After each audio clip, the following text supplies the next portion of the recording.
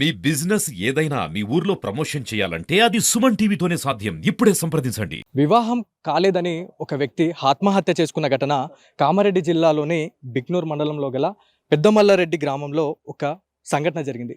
దీనికి సంబంధించిన పూర్తి వివరాలు తెలుసుకునేందుకు మనతో పాటు ఎస్ఐ గారు ఉన్నారు. ఒకసారి వారితో మాట్లాడే ప్రయత్నం చేద్దాం. సార్, అసలు కేస్ డీటెయిల్స్ ఏంటి?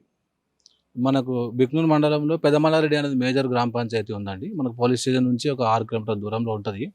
ఆ గ్రామంలో గౌడ కమ్యూనిటీ ప్రజలు ఎక్కువగా ఉంటారు. వాళ్ళ కులవృత్తితో పాటు జీవిస్తూ ఉంటారు. అయితే మనకు నరసమ్మ అనే ఆహ్, తల్లి నుంచి ఒక కంప్లెయింట్ వచ్చింది. ఏందంటే పెళ్ళైనాక ఆ తల్లికి ఇద్దరు కూతుర్లు, ఒక కొడుకు. కూతుర్ల వివాహాలు కూడా గతంలో 4, 5 సంవత్సరాల క్రితమే చేసేసింది. అయితే ఇతను కొడుకు, తల్లి మాత్రం ఇంట్లో ఉంటారు.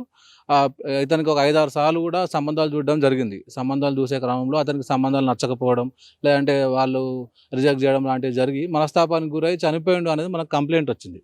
ఉరి చేసుకొని చనిపోయిండని. ఆ సమయంలో తల్లి ఇంట్లో లేదు, ఒక్కడే ఉన్నాడు. కళ్ళ దుకాణం నడిపిస్తుంటారు వాళ్ళు. తల్లి లేని సమయంలో ఇంట్లో డోర్ వెళ్ళి ఉరి వేసుకొని చనిపోయిన విషయంలో మనం కేసు నమోదు చేసి దర్యాప్తు ప్రారంభించినాం. అతని కాల్ డీటెయిల్స్ కూడా పరిశీలించినాం. తర్వాత వాళ్ళు ఇచ్చిన కంప్లైంట్ పరంగా కూడా మనం ఎంక్వైరీ చేస్తే వాస్తవానికి కూడా ఒక 5, 6 సార్లు రకరకాల విలేజ్‌ల వాళ్ళు వచ్చి కంప్లెయింట్లు ఇచ్చి అంటే సంబంధాలకు వచ్చి సంబంధాలు సెట్ అవ్వక ఇతను 2, 3 సార్లు కూడా తల్లితోటి చనిపోతా నేను, నాకు పెళ్ళిళ్ళు సెట్ అవ్వట్లేదని బాధపడుతూ చెప్పేవాడంట. ఇరుగు పొరుగు వాళ్ళని కూడా ఎంక్వైరీ చేసినాం. దర్యాప్తు చేసి పోస్ట్‌మార్టం చేసి బాడీ అప్పజెప్పినాం. ముఖ్యంగా ఈ సుమన్ ఛానల్ మిత్ర బృందం ద్వారా, మీడియా బృందం ద్వారా నేను చెప్పేది ఏందంటే, ఈ సృష్టిలో, ఈ లోకంలో అన్నిటికంటే ముఖ్యమైనది ప్రాణం. ప్రాణం, మనం చావుని మనమే కోరి తీసుకొని వచ్చి, మనం నమ్ముకున్న కుటుంబాన్ని, మన భార్య పిల్లల్ని, మన అక్క చెల్లి అన్నదమ్ములను కూడా రోడ్డు పాలు చేసిన వాళ్ళవుతాం. చిన్న చిన్న సమస్యలు, ప్రాణం కంటే ఇది ముఖ్యమైనది కాదు. ఆత్మహత్య ప్రతిదానికి సొల్యూషన్ కాదు. ఆత్మహత్య అనేది సొల్యూషనే కాదు. ఏదైనా మనిషి కష్టాల్లో ఉన్నప్పుడు ఎవరో ఒకరు ముఖ్యమైన వాళ్ళకు తన సమస్యలను తెలుపుకొని దాన్ని ఏ విధంగా సాల్వ్ చేసుకోవాలో ప్లాన్ చేసుకోవాలి. మేము పోలీస్ వాళ్ళం కూడా నిత్యం 24 గంటలు అందుబాటులో ఉంటున్నాం. ఏదైనా సమస్య ఉంటే మా ద్వారా చేసేది మేము చేస్తాం.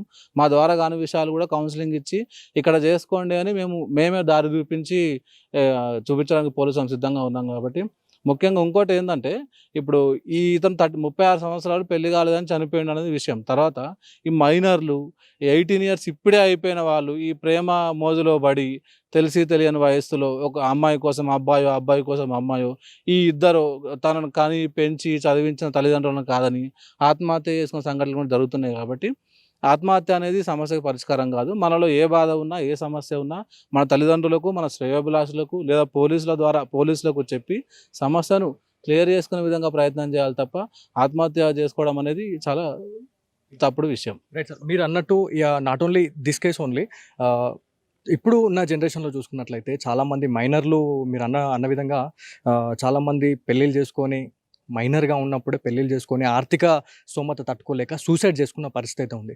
అంటే ఈ పెళ్ళిళ్ళు కాకపోవడమే అనే క్వశ్చన్ కాకుండా, ఇప్పుడు ఒక ఫర్ ఎగ్జాంపుల్ చూసుకుంటే ఏపీజే అబ్దుల్ కలాం గారు ఉన్నారు. అంటే ఎన్నో మనము ఒక పెళ్లి ద్వారా కాకుండా మనం ఏదైనా చేయొచ్చు అనేది చాలామంది పెద్దలు మనకి చాలా నేర్పిన పరిస్థితి ఉంది. అంటే మీరిచ్చే మెసేజ్ ఏంటి అసలు యూత్కి? అంటే మీరు చెప్పినట్టు మైనర్లు పెళ్లి చేసుకుంటున్నారని చెప్తున్నారు, కానీ ఈ బాల్య వివాహ చట్టం వచ్చినప్పటి నుంచి మాకు కానీ కన్సర్న్ డిపార్ట్మెంట్ కానీ సమాచారం వస్తే బాల్య వివాహాలు అన్నింటిని కూడా ఆపేస్తున్నాం. ఆ పెళ్లి చేయడానికి సిద్ధపడుతున్న పెద్ద మనుషులు కూడా కేసులు నమోదు చేస్తున్నాం. ఈ చట్టం అమల్లోకి వచ్చినప్పటి నుంచి అయితే ఈ మైనర్లు వివాహం చేసుకోవడాలు తగ్గినాయి. అయితే మనిషి పుట్టిన తర్వాత పెళ్ళి అనేది డెస్టినేషన్ కాదు. మీరు చెప్పినట్టు ఎంతోమంది పెళ్లి చేసుకొని లీడర్లు, అధికారులు, మనకు దేశానికి ఎంతోమంది సేవ చేసిన వాళ్ళు ఉన్నారు. పెళ్ళి అనేది ఒకటే సొల్యూషన్ కాదు. పెళ్ళే ఒకటి జీవితం అనేది పెళ్లి కోసం అనేది కాదు.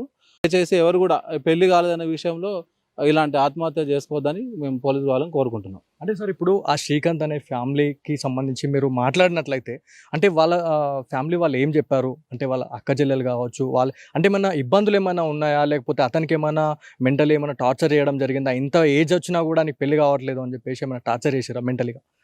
అంటే ఇంటి నుంచి అయితే అతనికి ఏం ప్రాబ్లం లేదని తెలిసింది. ఇద్దరు అక్కలకు కూడా పెళ్ళిళ్ళు అయిపోయినాయి. తల్లి చేసింది, భర్త చనిపోయినాక కూడా తల్లి చేసింది. ఇతనికి కూడా సంబంధాలు చూసిర్రు, వాళ్ళ చుట్టాలలో చూసిర్రు, విలేజ్లలో చూసిర్రు. పెళ్లి కావట్లేదు అనేది మనసులో పెట్టుకున్నాడు. ఇంట్లో ఒకసారి తల్లికి, పెద్ద మనుషులో కూడా, అంటే 1, 2 సార్లు సంబంధాలు పోయినప్పుడు ఈ పెళ్లి కాకపోతే నేను ఈ సెట్ కాకపోతే చనిపోతాను అంటూ ఉండేవాడంట. చివరికి తను ఏదైతే అనుకున్నాడో ఆ విధంగానే ఆత్మహత్య చేసుకొని చనిపోవడం జరిగింది. చాలా బాధాకరం. అంటే ఈ శ్రీకాంత్ గారి గురించి మాట్లాడినట్లయితే అంటే ఏం చేసేవాళ్ళు? అంటే వృత్తిరీత్యా ఏం పని చేసేవారు? దానికి సంబంధించి ఆయన జీవన విధానం ఎట్లుండేదనేది ఏమైనా తెలుసుకున్నారా? శ్రీకాంత్ గౌడ కమ్యూనిటీకి చెందిన వాళ్ళు కాబట్టి మనకు అంటే నేను ఈ పోలీస్ స్టేషన్‌కి వచ్చినప్పటి నుంచి కూడా నాకు సుపరిచితుడే. పెదమల్లారెడ్డిలో ఒక అంటే మెయిన్ చౌరస్తా దగ్గరనే వాళ్ళ ఇల్లు ఉంటది.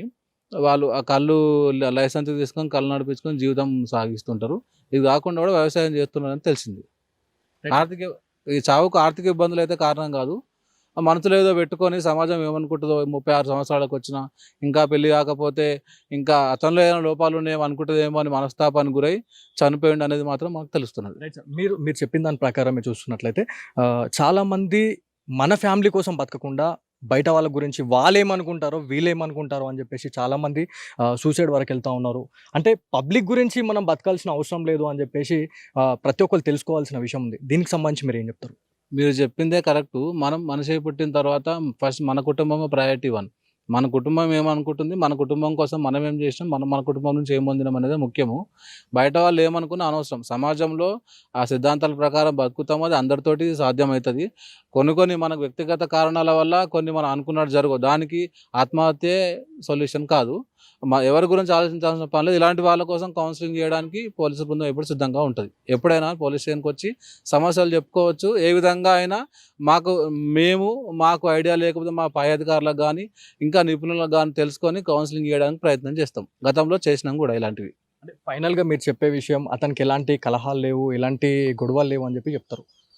ఆర్థిక సమస్యలు కానీ లేవు. పెళ్ళి అనేది ఒకటే సమస్య. మనకు పంచనామాలో కానీ చెప్పిన సాక్షుల ప్రకారం కూడా మనకు అదే తేలింది ఇప్పటివరకైతే. రైట్. Thank you sir. అంటే మనం ప్రస్తుతం చూసుకోవచ్చు. అంటే ఆహ్, ఏదైతే మనిషి అయి పుట్టిన తర్వాత పెళ్ళి ఒకటే సమాధానం కాదు. ఈ పెళ్ళి కాకుండానే చాలామంది మహామేధావులు చాలామంది ఎన్నో గొప్ప విషయాలను కనిపెట్టారు. అదేవిధంగా ఎన్నో పదవులలో మనం చూసాము. ఏదైతే ఫర్ ఎగ్జాంపుల్ చూసుకున్నట్లయితే ఏపీజే అబ్దుల్ కలాం గారు కూడా ఒక పెళ్లి కాని ఒక మహానుభావుడే.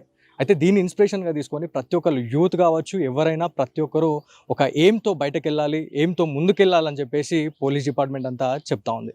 ఇది ఇవాళటి స్పెషల్ స్టోరీ. కెమెరా పర్సన్ శేఖర్‌తో బాలు, సుమన్ టీవీ బిక్నూర్ నుంచి.